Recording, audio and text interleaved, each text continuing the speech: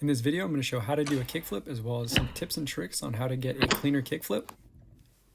The kickflip is in a lot of ways just like an ollie. So if you have not already learned how to do ollies and dialed them in, make sure to check out my how to do ollies tutorial.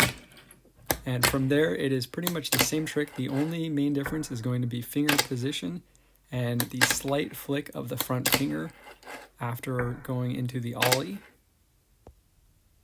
So, and I like to put my fingers slightly off, having the front finger a little bit closer to me, and then the back finger almost on the farthest outside of the tail.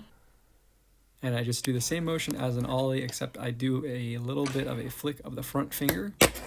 And I go directly forward with my hand for the most part, and this kind of just barely grazes the front or the nose of the skateboard and gives it that flick.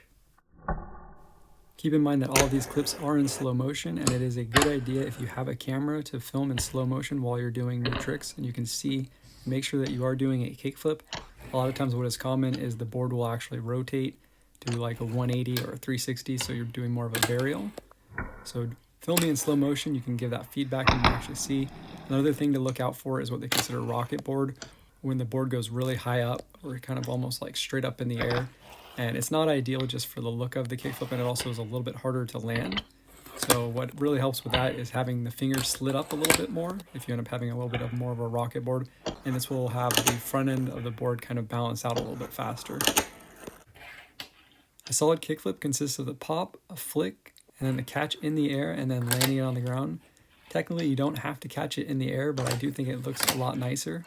And a good tip for getting this and getting it down is doing the kickflip onto a raised or either an obstacle like this bench, or even a book that you have from the desk, and then put a book down and do the kickflip onto a book.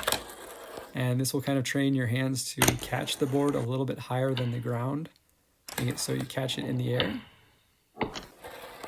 That about wraps up this kickflip tutorial. If you do have any other questions, let me know in the comment section below. Hopefully you found this video helpful, and if you did, make sure to give it a thumbs up, as well as subscribe and turn on post notifications for when I post my newest videos. And until next time, peace.